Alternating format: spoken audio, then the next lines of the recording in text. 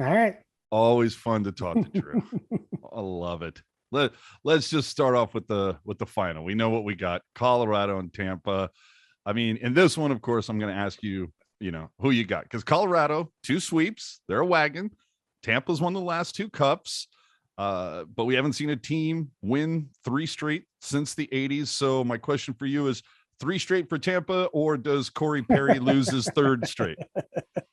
I don't know. The one thing that this is going to be such a fence walking answer. It's going to just be like, what the hell happened to you, Remenda?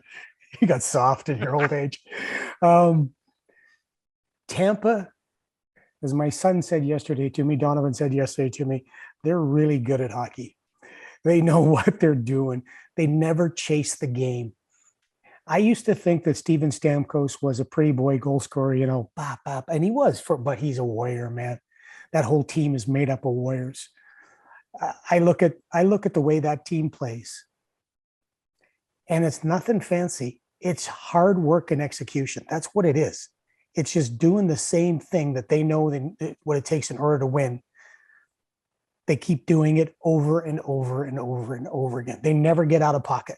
If they do, it's very short-lived, and they get right back to it.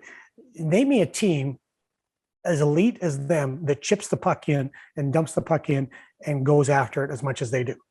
Name me a team that backtracks as hard as they do, that block as many shots as they do. Scott Hanlon's going to hear this, by the way, and go, because Scott and I have this ongoing battle about shot blocking. It's a long story. But I think I'm losing it anyway.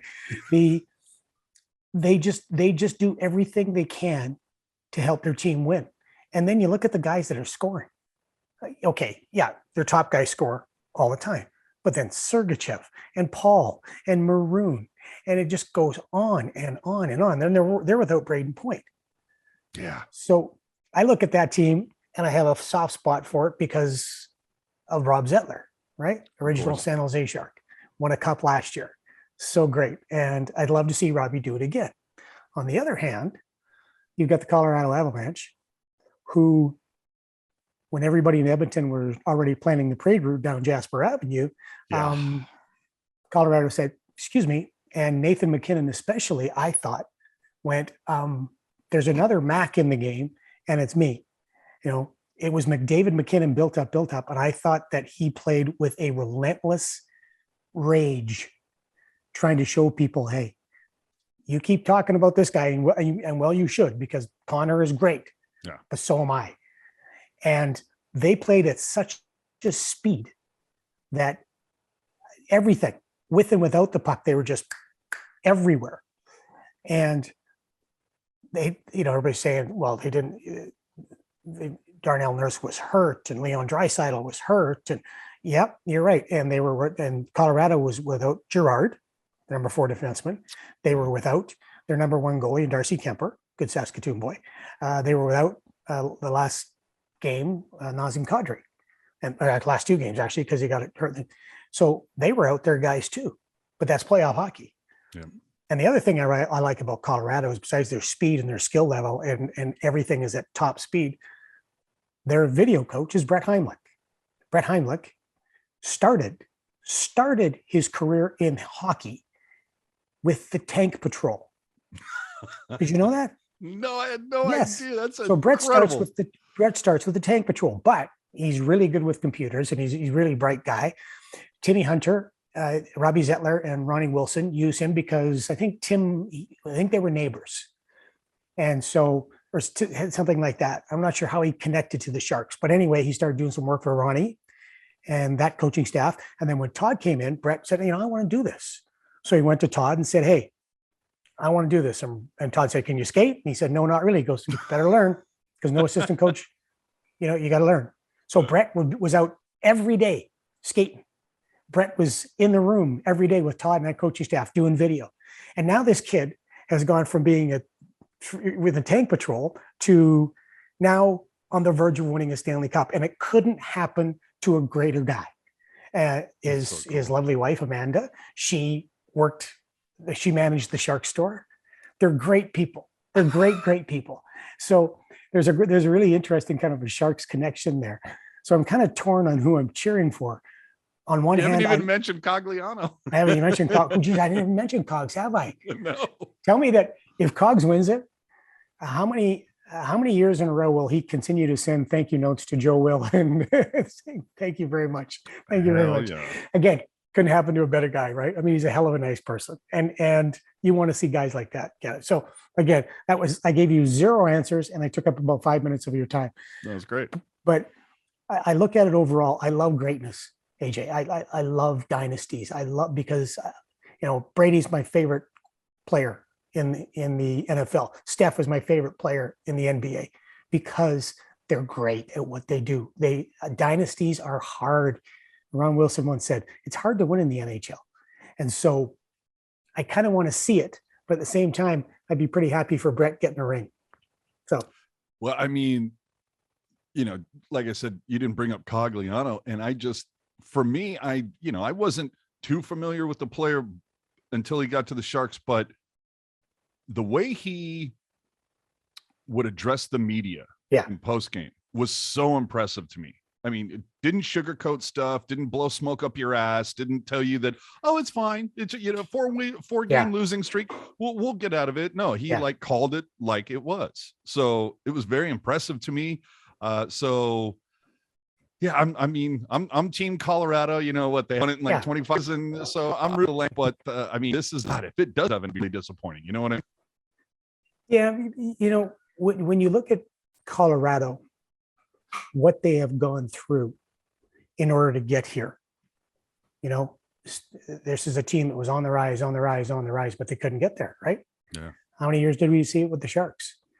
But they learned lessons, and lessons learned in pain are the lessons best remembered. And so they figured it out. They were just getting better and better, though. They just needed a goalie. When you look at them, when you have Makar, who is phenomenal, you have McKinnon, Landeskog, Rantanen, Kadri, if he comes back. Looks like Cogs is probably going to be back. You have got top level elite guys.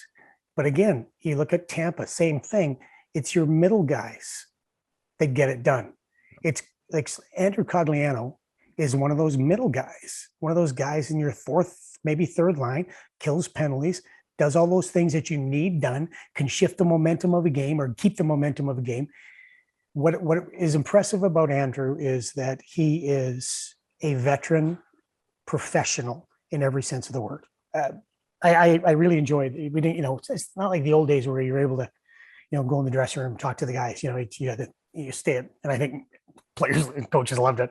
Yeah. But every time you got a chance to talk to Cogs, he was, as you just said, just impressive.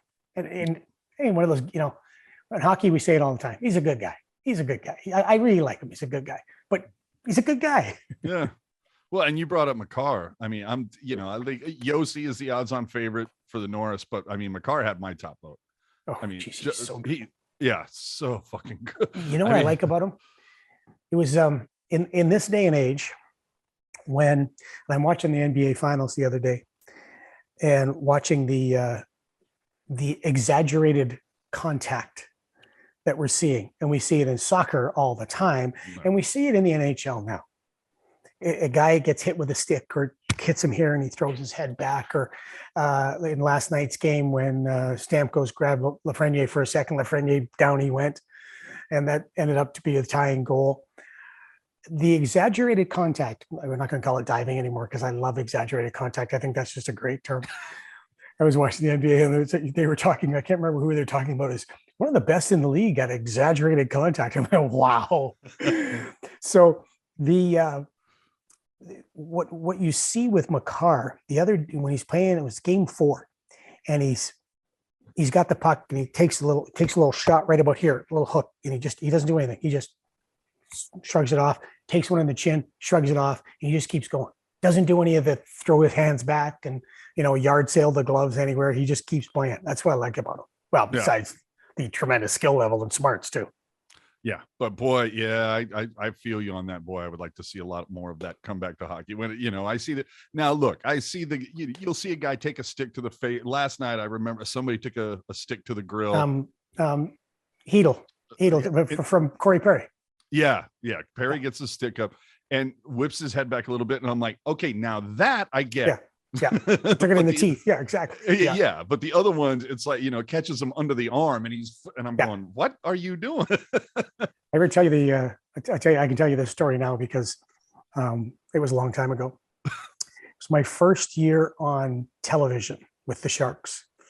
And Dean Lombardi, who I dearly love, and Dean's been wonderful to me. But Dean was really hesitant about me going on TV because Dean once said I knew too much for my own good. And I thought, okay, that's an interesting way to put it. So he was really hesitant. Okay, let him go. Okay, sorry, that's Michelle's phone. Michelle's phone's going in the back. Can you hear that in the background? Okay. I could, but I was getting her cutting in and out a little bit. Are we okay? Still? I think we're okay. Okay. So Doug Wilson, who's at the time a director of player development, he talks Dean into, come on, Drew's going to be great. It's going to be perfect. Put him on. So it's a game. I don't remember who it's against, but Brian Marchment takes a stick and it takes a stick over in the right corner, second period. And he throws his head back, gloves come off, down like this, okay, off the ice. And he goes to the bench. And I said right off the bat, I went, geez, I didn't think that hit him in the face. I thought that would hit him more in the chest. And then it goes to the replay. And it's clearly hits him like right here, right? But did he get the call? Oh, yeah, he got the call. Not only that, he sells it beautifully. He gets to the bench and he gets a towel and he's putting it on his face, okay? And we have that close up. Now, you know me back in the day, I'm not going to pass up that opportunity. And so I say, boy, I tell you what, you got to hand it to Brian Marchment. First, as we see in the replay, it doesn't even come close to hitting him in the face, but he is selling it right now on the bench. This is an Academy Award performance from Brian Marchment. Okay. Yeah. So Dean later on has to go to the GM meetings. And apparently what they did at those GM meetings is that they compiled guys diving, guys exaggerating, guys. That's front and center number one. So how do you think Dean was with me knowing or watching it in front of all the other GMs that his broadcaster, the guy he was a little hesitant about putting on the air, goes on and on and on, showing how much Brian Marchment's selling a call. But Dean was great about it. Dean was very direct.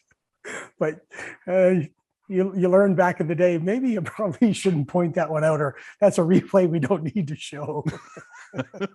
Well, you mentioned earlier that you're in a losing battle with Hannon. So I mean, you're anti-shot blocking, right?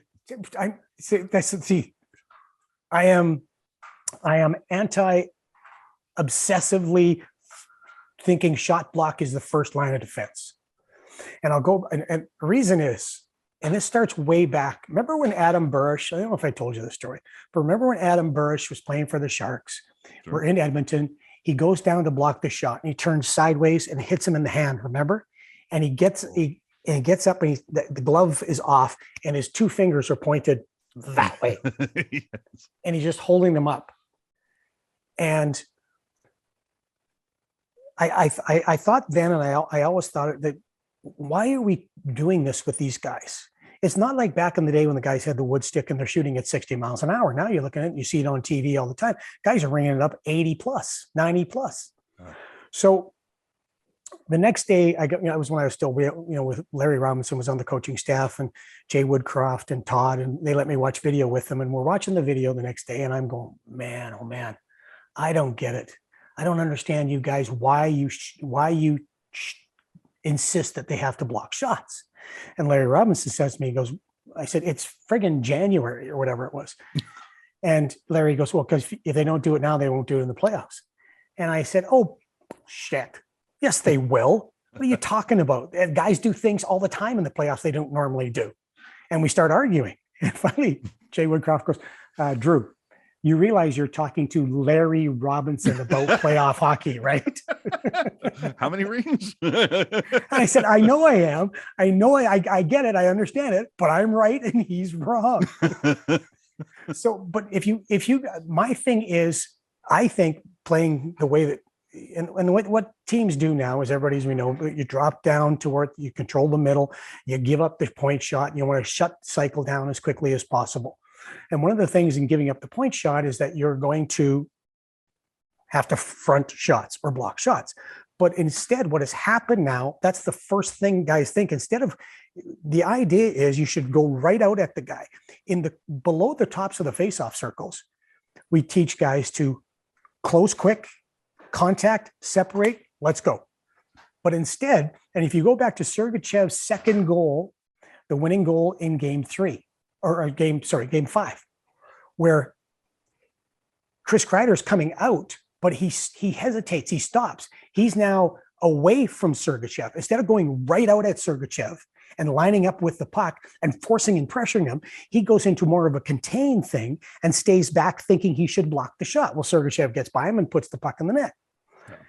And I think that's being taught wrong, that instead of going right at guys and pressuring, we're so afraid of getting beat, that top forward getting beat, that he stays back and then he gives himself up to block the shot.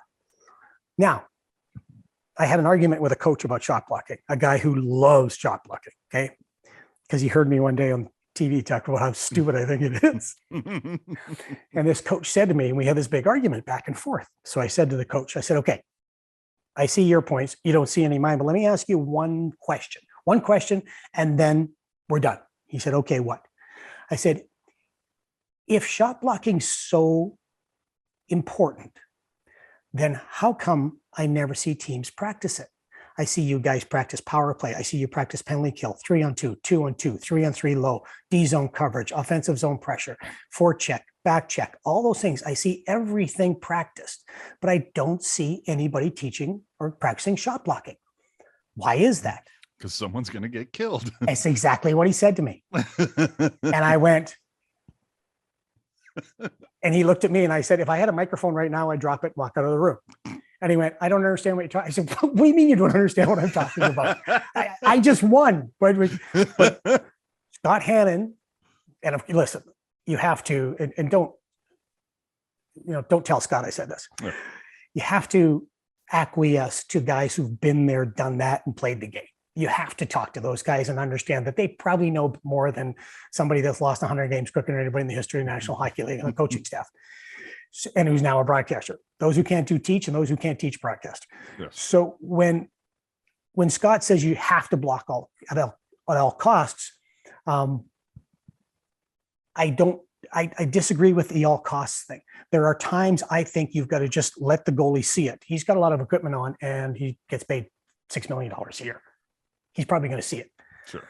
I think if you change the way that you taught the guys, like I said, go out and pressure right away, take away their time and space as quickly as possible, you wouldn't sit back and take a 90-mile-an-hour off the shins, or off the ankle. And plus, guys block shots now. I got equipment. Here, and here. Okay, covered in equipment. And what I do, here, hit this unprotected part. Hit this area because there's nothing there. It's really going to hurt. And if I put my glove down, because my gloves are really short, I'm probably going to break a wrist or something. So here, let's do this. And plus, you take yourself from here, a wider target, right, to a narrower target. Like if we're fighting, if we're in MMA, I'm taking myself to that because there's less to hit. Exactly. I'm taught not to stand straight because there's too much to hit or kick. That's why we turn to the side. But just anyway, go Sean Avery, just turn around and just exactly. So Scott and I have this debate going back and forth, and it's a losing debate. And I'll tell you, it's not very popular within the hockey circles, but I'm going to stick to it. It's not saying you don't block shots. I'm just saying there's a time and place for everything. Yeah, you got to pick your spots. You talk about pressure, and that's one of the things that has bugged me sometimes is, a team is in their offensive zone. They've lost the puck, and the defensive zone team, they allow a guy to just sit there behind the net. And, they've got the guy who's standing in front of the goalie, waiting for this guy to make a move on which way he's going to go before they commit. And guy will be back there 5, 6, 7 seconds. And I'm like, force him to make a decision. Don't let the guys behind him set up. Well, the idea is if in that particular situation, if a guy's behind the net, what you do is you take away the post. You take away that inside post. One guy here on one post, one guy on the other post. And if you're going to force him to make a play, you force him to his back end to make the play. Exactly. Right. Some coaches will be, hey, if that guy's sitting there, I don't care. He's behind the net. He's not going to be able to score. But again, it's that situation is who's the most dangerous guy. It's the guy not behind the net. The guy doesn't have it. What I like about Tampa's game, what I like about Colorado's game, what I like about elite teams, top teams games is that they don't give you time and space to make plays. The offensive zone time is shut down as quickly as possible. On entries into the zone, they're already on top of you. You watch Tampa and Colorado play, but Tampa especially, is that the neutral zone is the most important zone because as soon as they lose the puck, they start tracking back. And they shrink the ice and they stand up on their D. The gap is really tight. You have to have that back pressure immediately right away to then get on guys. It's like on power plays when you're on the penalty kill and the other team comes in right away. There's that 15-second rule. Let's go. Get after them. Get on them right away. Don't give them time to set up. And Tampa did an outstanding job against the Rangers, especially, and against Florida, on not allowing offensive zone time.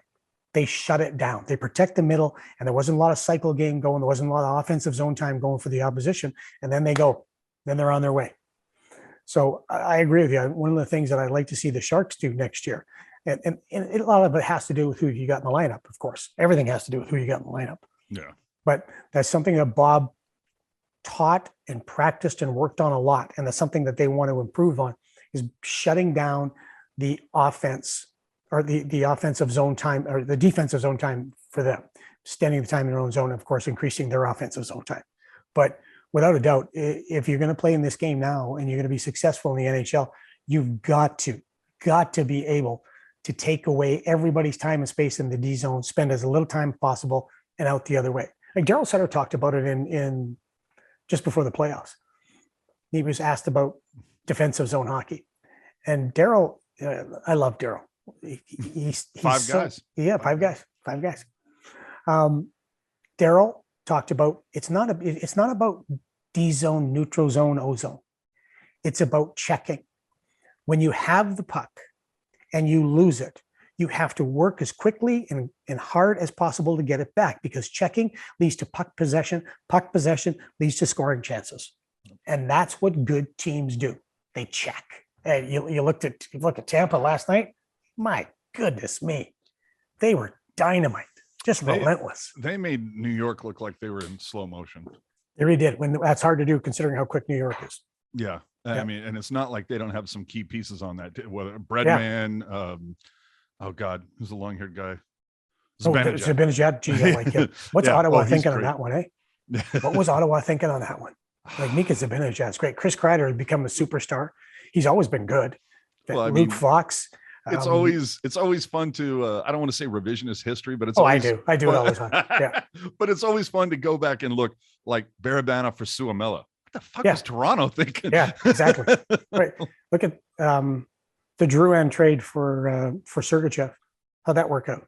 Yeah. I do it all the time. I get on the phone all the time. Just it's like, okay, what happened? But here's the other one though. Thinking about a good guy, Sharky, Justin Braun had a hell of a good playoff, hell of a good year in New York. I was kind of cheering for Justin as well. He's a great dude. How can you not? Yeah. But super guy.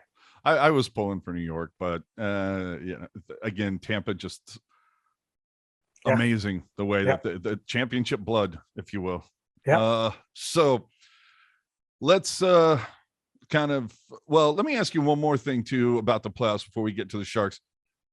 Were you surprised that Edmonton handled Calgary as deftly as they did? Mm-hmm. Mm-hmm. I was shocked by that. So was I. Because Daryl had that team playing so well. Mm-hmm. And they were five guys. I mean, five guys here, five guys there, five guys there. That top line was a plus 300 or something like that. Yeah. I'm sorry. They were. I can't remember. They had 300 points and they were plus. It was ridiculous. And their top line was shut down. I think they were outscored 25-2 or something like that in that series. It was horrific. But you know what? It was the second game, It was after Calgary got up 3-1, and all of a sudden Connor McDavid just went, mm-mm, I'm not doing this shit again. I'm not doing this anymore. And he took over. He made a huge step in his career, and he took over the game, the series. He's like, let's go, everybody, come with me. And it was interesting. Remember when John Tortorella, when Connor scored that amazing goal? I think it was against the Rangers or Winnipeg. He did it against both teams, but I think it was against the Rangers where he goes through everybody and scores early in the season. Yeah. And everybody was like, "Oh my God!" It was an amazing goal. It was a Connor McDavid gem. They'll be playing that for years. Yeah, that's goal the of the goal year, of the season. Maybe goal of a lifetime. John Tortorella, being at the time was on ESPN, I think it was, and they asked him over. He goes, "Yep, great goal, wonderful, blah blah blah, great skill, but he's going to need to change the way he plays if he wants to be a true successful player in the playoffs." And everybody went, "Oh, you dinosaur! What the hell are you talking about, Tortorella? No wonder you're not coaching anymore." Blah blah blah. Well, guess what? Guess what Connor did in the playoffs? He did exactly what John said he had to do. So the old coach was pretty smart after all. And Connor did. He changed as a player. He was relentless. He was tough to play against. He was over the puck all the time. He dumped it in and chased. Went to the body. He went to the front of the net. He didn't just rely on skill. He played hard away from the puck. So I guess John still knows what he's talking about. I love see, that's the whole thing, is there's a part of me that loves Torts on ESPN because he's, he'll say those things that people would go, "What the fuck are you talking about?" Yeah. But I gotta say, I also miss his post-game pressers. Yeah, exactly. Especially in New York with Brooksy. Is that right? Oh, that's what I'm saying, Brooksy. All right. Rumor is he's back. He's talking to a few teams, and Philly. Philly's one of the front runners in Philly. If depends on what Barry Trotz wants to do. Everybody wants Barry, but that Bruce Cassidy's now in the mix. But yeah, I mean, it's I would love to see John back. John is one of my favorite people in the National Hockey League, and I think one of the most misunderstood individuals ever. If you want to talk to John, you want to talk hockey, you just want to talk life or anything else, he is a man to talk to. And any man, I think it was Gandhi, and I'm going to paraphrase it, who once said that you can judge people on how they treat animals. Well, John is huge with supporting animals. When he was in Columbus, he had a ranch in just outside of Columbus, and he would take care of dogs, and he would do all these things. Okay, and the Columbus or Ohio SPCA came across two horses who had been starved and were really in bad shape. They didn't have anywhere to put them, so they called John. John said, "Absolutely, bring them on out," and he nursed those horses. He and his family nursed those horses back to health. And he showed me pictures back in the day. It was so cool. They were emaciated when he got them and really sickly. And then after he had them for a while, they're pictures of health. John's like Daryl. Bark is way worse than his bite, man. These are sweet people. Well, where do you think coaches are going to end up? I mean, you got Torts, you got Trotz, you got Peter DeBoer. It's a lot of guys. Apparently, who was Detroit? Apparently, Detroit is looking at Peter DeBoer, but I heard Barry Trotz has got the inside track on whichever club he wants. Wow, big shock. Yeah, I break big news like that. I bring the stuff that isn't obvious, that Captain Obvious. You're going to take over for Kevin Weeks. But Bruce Cassidy threw a little bit of a wrench into everything, right? I mean, they didn't expect Bruce Cassidy. Bruce Cassidy was told by Bob Sweeney that you're good, no problem. Yep. Then the exit interviews came, and then obviously the players had just had enough listening to him. That's what happens. And I've heard Bonus is out there as well. Yeah, Ricky. We exchanged texts. I love Rick Bonus. I know I've said now everybody I've told you I've loved everybody, but I do. Ricky he retired from or resigned, and so Dallas is looking for somebody. But Ricky's been in the league since he was a player, but coaching since he was 29 years old. as an assistant coach or a head coach. And he and I were talking, and because I did the one game for TNT, the Calgary Dallas thing, and Ricky he's like well over 2,500 games. That's a ton of games. My favorite Ricky story is Sharks were in Vancouver, and he's assistant coach, and Henrik Sedin or Daniel walks by, and he says, "See you, Ricky," and Rick goes, "See you, Danny." They walk away, and I looked and I said, "How'd you know it was Daniel?" And he goes, "I don't. I just call them both Daniel, and I'm going to get it right 50% of the time." See, well, I've seen some speculation. You think Pavelski would advocate for PDB in Dallas? I don't know, because I don't know their relationship. I mean, he sure liked Peter. He played very well for him, and Peter's a hell of a coach. I think this year, though, you might have to learn how to handle, like, Pete's not warm and fuzzy. I don't know him very well, but he's certainly not a warm and fuzzy guy. And that human connection that is so important now with coaches, that human touch, I don't think that's Peter's strong point. But Joe Pavelski might. He had great years underneath him, with him. I mean, and so he might. I'd advocate for Joe Pavelski myself. Oh yeah, of course. I mean, I do Bergeron. I put Bergeron too, and Bergeron and Pavelski could be player coaches. That's what I think. Oh, absolutely. You talk about warm and fuzzy. For that brief time that Boughner was out, John McClain. Yeah. So impressive in the media sessions. Good dude. Yeah. Yeah. John's. Yeah. John, I tell you what, that coaching staff, I was impressed. That's not an easy team to coach. I mean, you've got a lot of work to do, and there's times that you would want to bang your head, against the glass, but they were patient. They were upbeat, exuberant. Now, I'd love to hear some of the times that inside the room when, that coaching staff bust their ass and always presented a positive front. We're always upbeat. And I would love, though, to be sometimes, what are they really saying, with the ear up against the door? Because you got to, you still have to be able to kick somebody in the rear end to get them going. But sure. I thought they did a great job. I was really impressed. Everybody from Charlie to Boogs, I thought were great. Well, and I mean, in Booger, he straight up called it out a few times in the media sessions where he's like, look, we're not an elite team. So we have to work harder than everybody else in order to get wins. And I thought they did. I thought, like, one thing that I talked about all the time is they worked their asses off. They were a hardworking team. Now, I know people would say, well, that should be a given. You're right. It should. But when you're losing more than you're winning, sometimes that work ethic slides because it's human nature. It's not lack of professionalism. It's human nature. It's just like, here we go again. But they didn't. They raged against the night as much as they could. I was very impressed for how much Bob was able to squeeze the effort out of them. Yeah, there was more than a few times that we talked about over this last season that there were games where the Sharks came back. They might not have won the game, but they got it. They're down 2 goals and they send it to, they're down 3 goals and they tie it up, or at least get back into it. Whereas like last season 4, they're waving the white flag at that point. Exactly. So there's 100% right. And they knew it too. Like, that was the one thing I think they really prided themselves on, is that we're just going to keep coming after you. We're going to keep working until the end.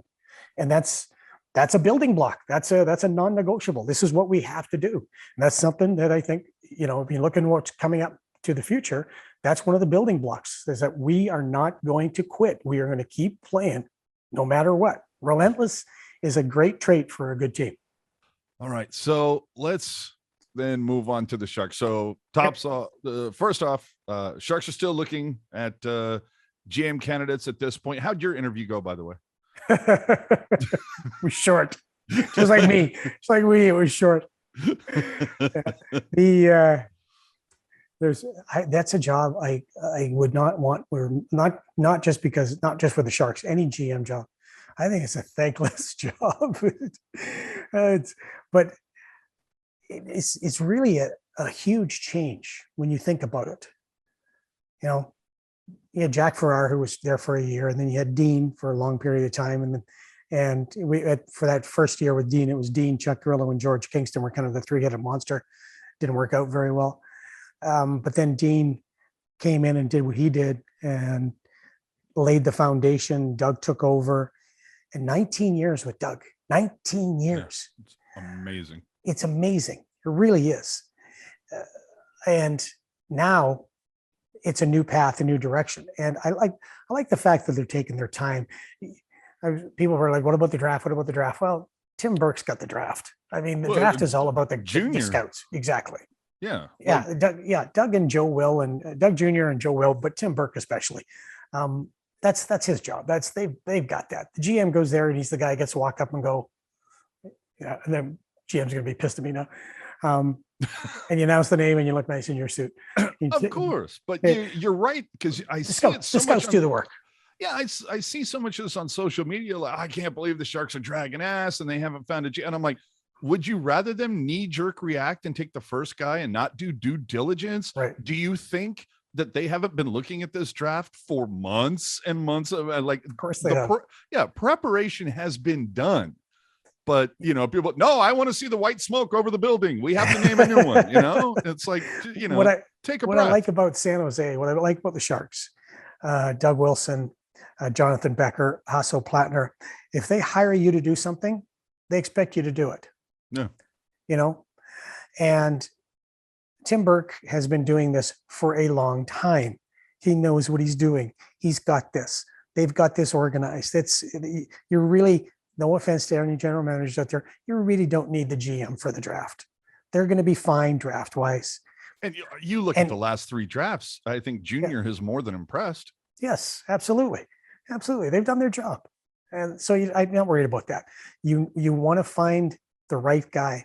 And if it takes until July 1st, if it takes till July 30th, whenever it takes till, you want to, of course, give him time to get in and get acclimated and get to make his decisions what he wants. But Hasso Plattner and Jonathan Becker didn't get to where they got to in life by doing, like you said, knee jerk. Oh, we got to fix it right away. Yeah. Let's get the right guy. Well, let's get the right guy. In my daily job life, it's, it should be on every every developer's cubicle or their screensaver that just says, do you want it done now or do you want it done right? Yeah. It's the Twitter era we live in. Yeah. Get it first. How about we get it right? How about we get it truthful? Remember when you were a kid and you're like reading a comic book, or you're reading something, and if there was ever something to be ordered, like out of a magazine, it allows 6 to 8 weeks for delivery. People's today, their heads would fucking explode over that. Exactly. Like, no, man, Amazon Prime, 2 days, bitches. Drone just drops it on your doorstep. That's it. We're good. Instant gratification. Exactly. Right yeah. So we know Boogie has a year left on his deal. So is that going to be tough for him? I mean, if the new GM comes in, well, yeah, because it always is. The new GM always wants his guy. The new GM will have an idea of who he wants. It may be Bob. It may be, but it is. But the one thing that I am getting better at, and it's only taken me 60 years on Earth, is the controllables. Is focusing on the controllables, and really, honestly, that's just happened in the last little while. I've got a great therapist. And so as a coach, that was something you tell your guys, we focus on things we can control. And so for Bob's just doing what Bob has to do to be ready. First of all, he deserves some time away to rest and relax, but he's back at it right away. He's watching everything. I know coaches, and I sat with one last year before I came back to the Sharks. We watched every playoff game. He had all the playoff games broken down. We went through all the playoff games, looking at how teams do things, especially how Tampa did things. But that's what they do. They coach. So Bob's getting himself ready for the season until he finds out otherwise. And I hope he doesn't find out otherwise. I hope they keep him. I really like Bob. I think Bob's an outstanding coach. But yeah, it is. It's the business that they're in, though. Boogie's going to be okay. Even if they said, our new GM, I don't, if a GM came in late, I don't know if he would switch it up right away. And I don't think he would have reason to. Yeah. Because of the just past stuff we talked about with this coaching staff. But it's just, that's the job. That's what it is. Well, Go ahead. And well, I was going to say, just, I don't know that there, there's, of course, there's no success. Get another fucking coach. We need, somebody's head must roll. And it's, well, now wait a minute. He came in, he replaces PDB halfway through the season. The next season, his entire training camps in Arizona, and like 12 of the first 14 games are away. It's like this year he finally got the start. And then even what was it, like a week or so before the season starts, Rocky Thompson's out.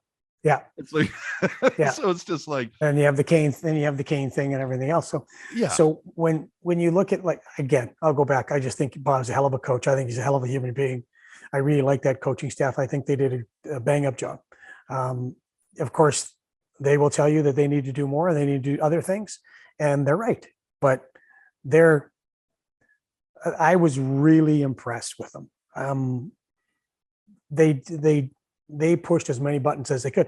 But again, it's the job is, and we've seen it in the past, if a new GM comes in, chances are he'll be looking at somebody that he's had a past relationship with that he likes as a coach. So who knows? Yeah. Oh boy, they're going to look at Zettler. Oh, I love Robbie Zettler. Original Sharky, man. Yeah. Original Sharky. Well, and I mean, and there's already been talk that, that they've spoken with Mike Greer, spoken with Ray Whitney. I mean, what are the chances are that the next GM is a former Shark in some way, shape, or form? Well, Mike Greer is, that'd be interesting, because certainly there is management and coaching in that family line of the Greers, of course, in the NFL. Ray Whitney is one of the smartest players I've ever been involved with in my life. I'll tell you the Ray Whitney story. Which one? The one where we're playing Calgary in the playoffs.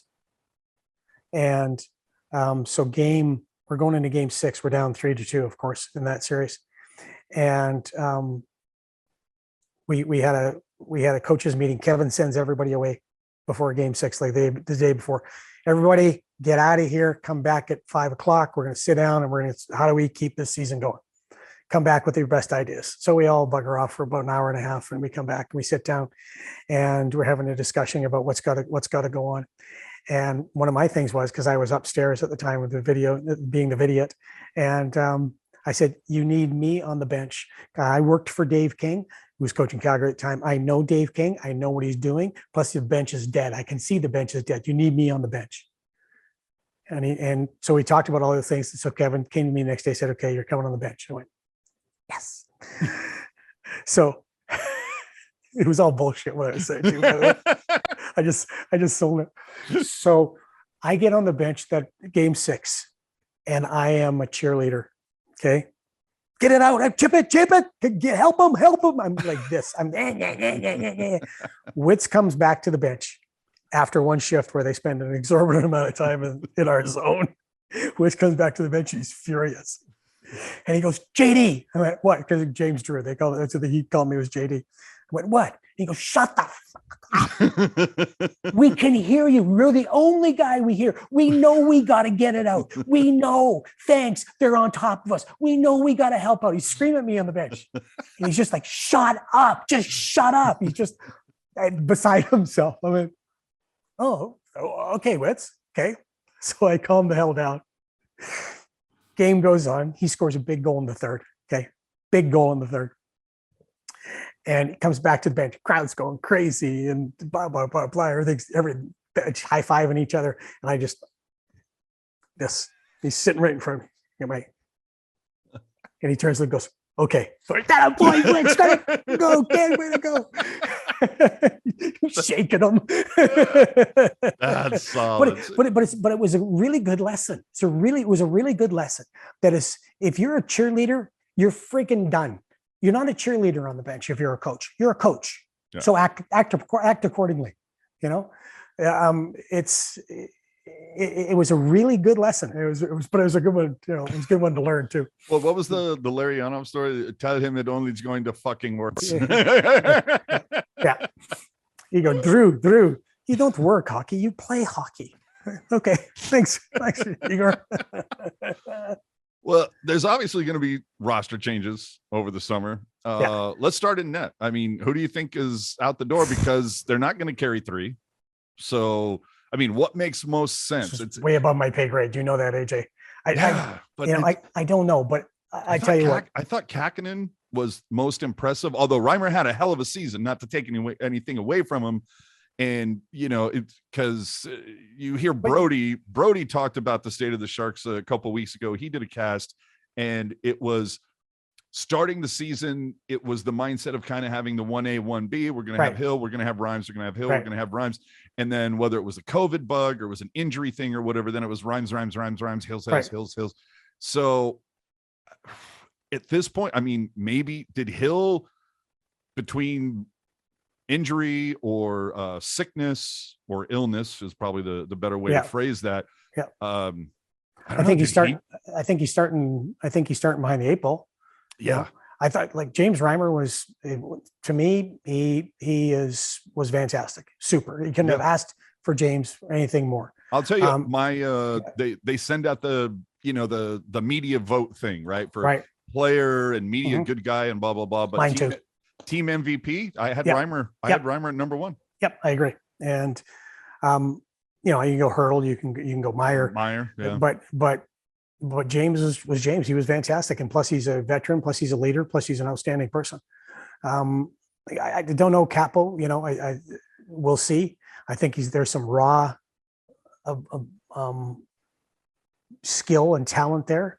I'd like to see him with a year of Yevgeny Nabokov tutelage and whispering in his ear. Mm-hmm. But I don't know. I don't know when you look at what they're doing in net. I don't think it's a position they need to stress over, but they need, like every place, they need to improve. They need to. But James would be on my team. I'll tell you that. I think he's been fantastic. I think he was fantastic.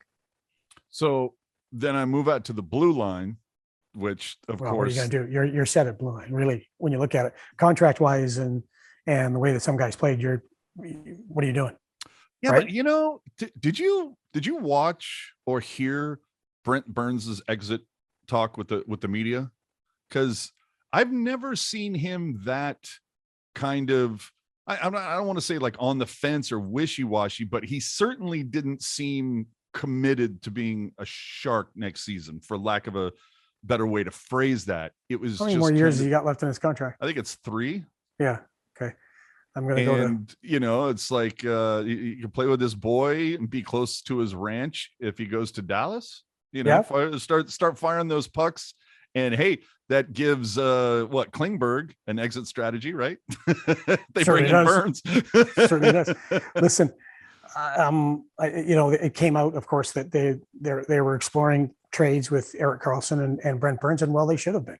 Who the hell is taking Erik Karlsson's deal, though? I don't know if you can. I mean, that contract, dude. Remember when Roberto Luongo remember when he had that big contract and Roberto Luongo came out when they were trying to trade him from Vancouver, and he said, "My contract sucks." Yeah, no, he tweeted it. Yeah, and his contract did suck. Yeah, and it sucks because of you can have a no move contract, as have that in your contract, but the amount of money and the amount of term you have in your contract kind of makes it a no move contract, right? Exactly. No, that's the whole thing. It's like he doesn't even need to have that clause. They just look at what his pay is and they go, that guy's not getting moved. So when I look right now at the D, so you got Karlsson, Burns, Vlasic, Schimmick, Merkley, Magna, Ferraro.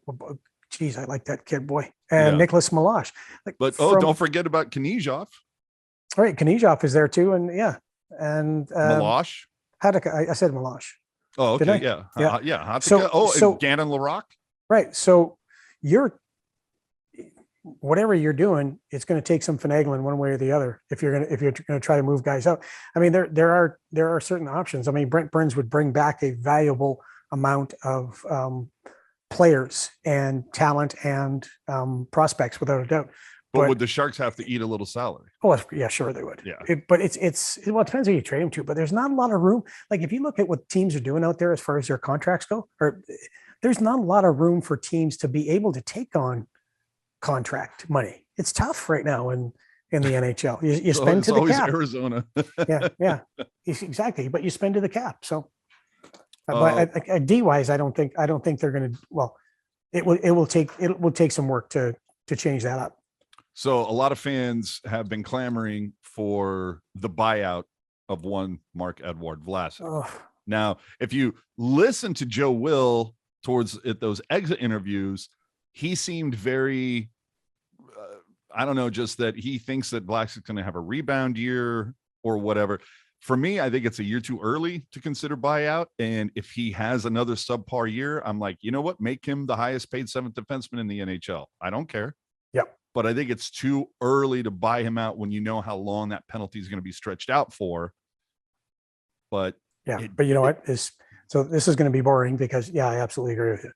I think I agree with Joe Will. I think Mark, you could tell Mark knew that he was, Mark's not a dumb guy. Yeah. Mark's a smart player. Mark knows where he was as one of the most sought after and one of the most highly respected defensive defensemen in the game. He just didn't make mistakes. I think he needs to change his training. I think he needs to change because he's getting older, right? So we all have to change our training. We have to change of how we stay in shape or how we get to our peak performance levels. I think he needs to do that, and come back with an attitude of I'm going to show you guys. Yes, and I would love that. He has that in him. He has that in him. Early in his career, he really had that in him. So I agree with Joe Will. I agree with you. I think it's too early, and I think that Mark can come back and be a guy that makes you'll never be able to go back and reach your heyday. Your prime is your prime for a reason, but he will be better than he was last year. Well, I'll tell you, you talk about how his intellect. Yeah. But I will say, I don't know that there's a guy who is better at playing dumb than he is, because I will tell you, sometimes in those media sessions, they'll be like, well, they would bring it up. They would talk about, maybe getting moved or whatever. And there's like, are you willing to, would you discuss or consider waiving your no move? And he's like, I didn't even realize I had a new no move until you said it.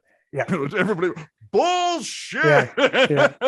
But that's the Mike Ricci thing. Mike Ricci, the funniest guy in the world, but most boring interview ever. He did it on purpose. He'd throw cliche after cliche at you, and you just got tired of talking to him. So I asked him once about it, and he said, well, that's why I do it. I don't want to talk to you guys. I don't want to be out here on camera. So that's why he does it. So he gives you zero information. It's like Donald Rumsfeld during the Iraq invasion. Remember, we have our known knowns and our known unknowns and all that stuff. And that is to say that there are things that we know, and there are things that we don't know that we don't know. Exactly. and we know this. We're going to give you as little information as possible, and you're just going to take it. That's the way it is. That's what Mark does. But he's nothing Mark does is by accident. Ever. Well, up front, we got, there's a significant group of RFAs, right? Yep. Shemilevsky, Dahlin, Gadjevic, Gregor, Leonard. And there's, along with those, well, let me ask you this. I'm looking at the lineup right now. Yeah. Well, between Ferraro, Shemilevsky, Dahlin, Gadjevic, Gregor, Leonard, all of those guys that are RFA, are you as surprised that I am that something hasn't gotten done, at least for Ferraro yet? Because they've already taken care of Barabanov, right? Yes and no, because we've talked about GM wise what's going on. I think Mario would be a little bit of a harder contract to do because of how good he was and how important he is to the team. So obviously that's a little bit more of a complicated contract. Is that a bridge deal or a long haul? I think he'd be a guy I'd want to build around. I think he's a foundation guy for me. You talk about a player coach. Oh my goodness me. I love that kid. That's a guy. He's got juice, man. Like we were on the plane, and Ryan Sten, who does all the travel for the Sharks, and he's so good. He's so good at everything. But being Ryan, he takes a lot of crap from the guys, right? I mean, he just takes that side. Everything. If we're delayed 5 minutes, it's Ryan's fault, right? But Stenner handles it better than anybody. It's water off a duck's back. It's great. But Mario Ferraro was just on the plane one day, just and I turned and I looked around. It was my first year back. Hey, I don't know Mario. I don't know the whole situation. I turn and I look at Stenner. I kind of gave him the shrug, and he goes, "He's the new Jumbo." I went, oh, okay, Oh, I got it. I got it. Chirpy McChirperson. Exactly. So, but he's beautiful that way. I mean, he, you know, I think about Mario Ferraro and I think about the injuries that he had. Um, but the guy, man, he wants to play. He fights through everything. It's amazing. So, yeah, he's a guy that he's a foundation guy for me. Well, there's a lot of exciting prospects, right? We kind of hinted to that earlier with Eklund, Bortolo, Yeah. Coe, Weisblatt, Gushkin, guys that have gotten extended looks, whether it's Merkley, Reedy, Weatherby, Hatika, Leonard. Is there anybody in particular you're going to be watching? Or I'm sorry, is there anybody in particular coming up this season that you're going to bother to learn how to pronounce their name? Weisblatt. That's the guy. Yeah. He played up here in Saskatchewan, in the Dub, and in Prince Albert. Yeah, go ahead. Sorry, my son wants to know if he should provide some light for the situation. So, Let's frame the shot. Damn it. Yeah, let's frame the shot. Donovan, he knows everything. Thanks, son. Thanks, Dono. So yeah, I like Ozzy, and he had a good year. I talked to his coach Mark Habscheid, who's a very, very intelligent, smart guy, coaching the NHL, playing the NHL. I had a lot of good things to say about Ozzy, so I'm really interested to see him.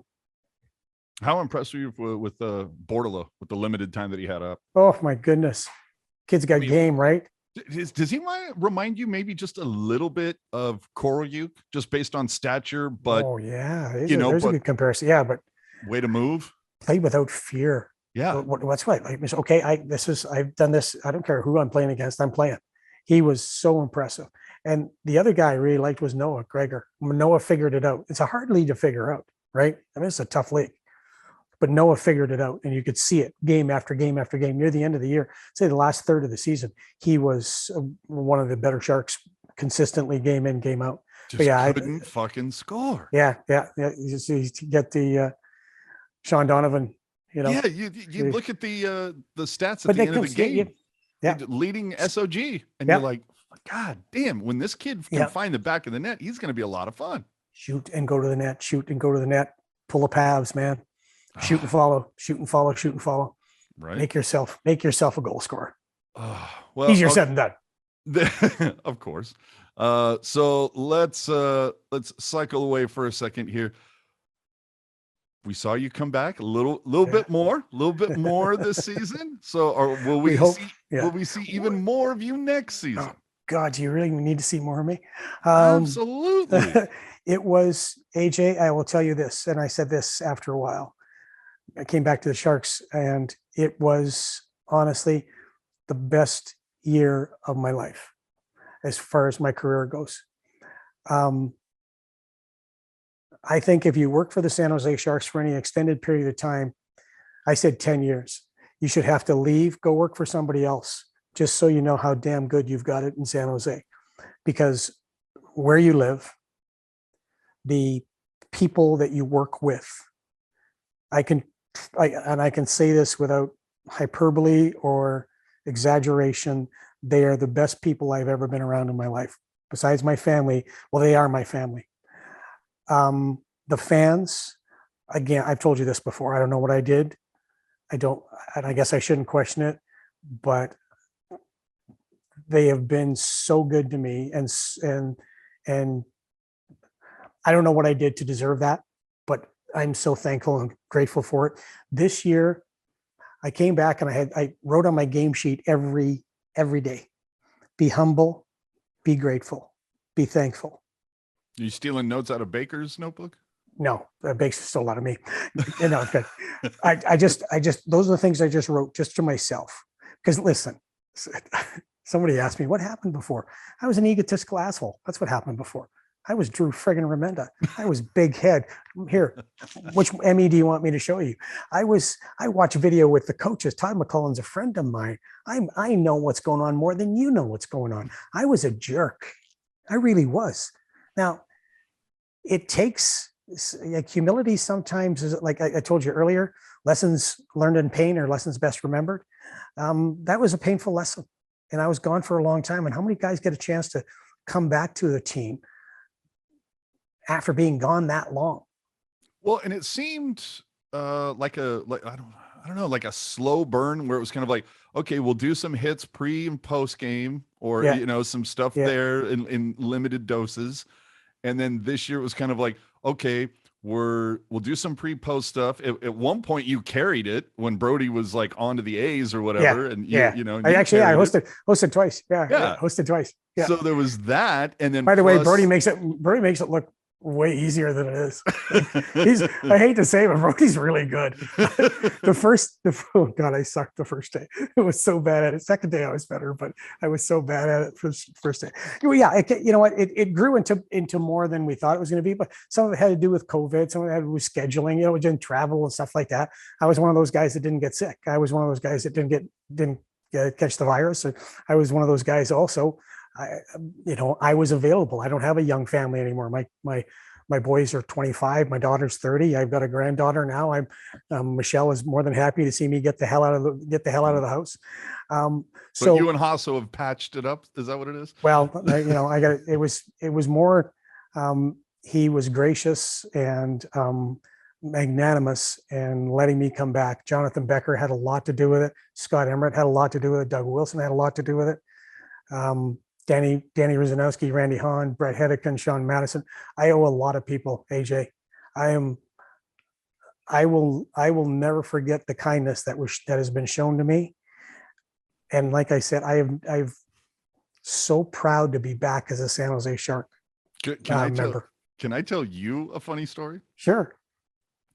All right. And I could probably say this now that John Tortora is no longer with the Sharks. Yeah. Mm-hmm. But I think it was, what was it, that first year that you were gone? Yeah. And there was a group of us that were a little pissed off. We're like, how do you, because if you remember at that time, there was so much change. It was, they went from the great people that take care of the ice during intermissions that come out and with the scoopers and clean it all that they used to come out in black tracksuits, and all of a sudden it was like, oh no, let's get the girls in the skimpy ace girls and like Chicago and everything else. Yeah. Exactly. So they brought that in. They didn't renew your contract. There was God, I know that there was something else, but there were like three things that all happened. And I just remember I'm an avid fan. Right. And I'm a Ice Girls, fine. You got rid of fucking Remenda. I'm pissed off. And I think it's kind of, yeah. we were at Fan Fest or something like that. And I saw Tortora walking along the concourse there, and I was just, bring back Drew. And, and he turns around, he's like, it keeps going. And John then was like, a fan. opening night or something like that, for whatever reason, I see Tortora in the concourse, bring back Drew. 3 or 4 times, to the point where I bump into him on the club level sometime, I don't know, like game 8 or 9 of the season or whatever. He comes up to me, he goes, AJ, I get it. You are a passionate fan. I see you here a lot. I'm going to tell you what, I'm going to give you 2 tickets on the glass, and I'm going to give you guys dinner at the, back before the BMW lounge, back when it was the grill. The grill. Like, I'm going to give you dinner. He goes, and I will do this if you can go the rest of the season without yelling, bring back to Drew every time you see me. And I said, did you get it? Yeah. Of course. I absolutely took it. Take it. Can't be had, it can be bought. Yeah. Well, because I told my friends, I'm like, I couldn't say it anymore. He didn't say you guys couldn't say it anymore. Well, thanks, buddy. Thanks. I appreciate it. But yeah, I mean, it was such a great year personally. But here's the other thing. I get to come back and work with Danny and Randy and Brett, Sean Madison, Scotty Hannon, Brody, Brownie. I mean, the people I get to work with, like working with Danny after the first game, I think Donovan Davis listened to it, and they because I was nervous coming back. I was nervous about people. I've been gone for 7 years, right? So I mean, geez, will people still remember me? Am I still the same broadcaster? And according to Ray Tufts, the great athletic therapist, I'm not. I've gone soft. So he told me one day, "You're so soft." You and Randy bring out the best in each other. But he said, Donovan and Davis said, you know what? Drewski, there's a guy, they call me Drewski. They haven't called me dad since grade 8. So they said, Drewski, you've still got it. You're still an analyst, but Danny's the man. Yeah, Danny knows it. That was because my first came back with Danny working. I hadn't worked with Danny forever, right? So good. And then we sat with Randy. And then the first game with Randy, it was like old times. I text him back after the game when I was going back to the hotel. Working with you was so great. And then he was, yeah, okay, settle down. It's like we've done this for. Relax. I'm telling you, you guys have a chemistry that is just it's hard to find it. One of my favorite this year, was it against Florida? I forget what it was, but there was something that the Sharks were just like not doing very well. And Randy is just, there's frustration. You're pulling your hair out if you have any. And you're like, oh, come on, man. It was like terrible. He's just like shot after shot.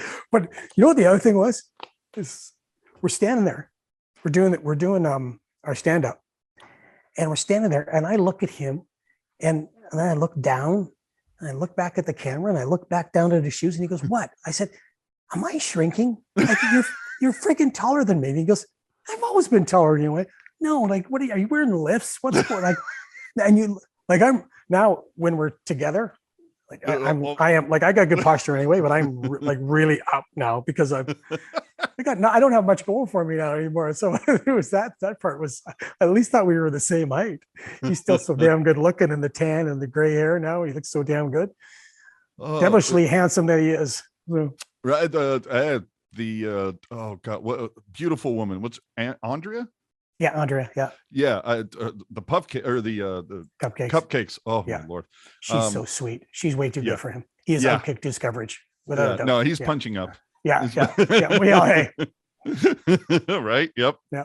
40 years with the same woman. Can you imagine being stuck with me for 40 friggin' years? Well, you mentioned Ruzanowski earlier. So are you doing something with him on the Sharks Audio Network? Yeah, we're doing. Yeah, we do a couple times a week. We decided we're just going to talk the playoffs, and so we do it every couple times a week. I think it's Friday, but we're depending on the schedule. So we'll do it tomorrow, and then we'll do it probably Thursday after their Friday. So we'll see. But yeah, we've done it all playoffs. Just some fun just to try to build that network up. Get some more things going. We're looking at other things that we could probably do during the season that can bring some more ears to the computer. Well, content is king. Yes, without a doubt. That. I see we're on limited time again, so I'm going to see if you can get to this real quick. I was asked to ask you about this. They said, Eric, Eric. Yeah, I know Eric, of course. Yeah. He goes, ask Drew about the Teemu Selanne Mick Magoo story. Oh, and I'm like, what the fuck are you talking about? remember when we were down low? Well, we were back in the old days where we were down low. 215. Yeah. So there's a goal scoring. Teemu scores, but it's being contested. Okay. So and Mick's in Saskatchewan, Mick and I, so it's being contested. And back then they were starting to phone back, like in 93 or whatever. When it could have been that, whenever it was, they started going to replay. And so it's going back and forth. They're on the phone and Teemu looks up at me and I stand up because I watch it. I stand up and I go, that's a goal. That's a goal. That's a goal. And Teemu turns and goes, Mick, Drew says it's a goal. And Mick Magoo goes, who the fuck is Drew? And Teemu goes, it's him up there. He's our broadcaster. It's him. He says it's a goal.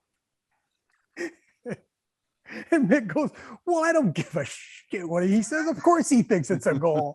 But yeah, that was Mick Magoo. And he's a good old man. He passed away. He's a Saskatchewan guy. He passed away just a few years ago. But I talked to his son a couple of times. His son, I had him on our radio show back here. I do in Saskatchewan. He's a good man. But I'll tell you my other ref one. We got about like a few minutes left. But so a couple years ago, I'm emceeing the Saskatchewan Sports Hall of Fame dinner.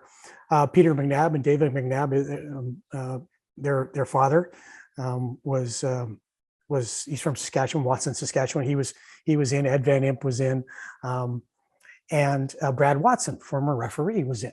Okay, he was one of the guys I was inducting. I was the MC. So I'm going around and I'm talking to a few tables during one of the breaks, and there's a table of referees. Okay, a couple of local guys that ref me back in the long time ago that went on to the WHL, and there's a few others, Dave Jackson, a few other guys. And I think it was Dave. I can't remember who it was, but he turns and goes, Drew, yeah, you need to enunciate more. I went, pardon me? He goes, you need to, when you're up there, you need to enunciate more. And I looked at him funny, and he goes, well, you've been telling us for all these years how to do our jobs. We thought we should tell you how to do yours. No better way to end this. That's great.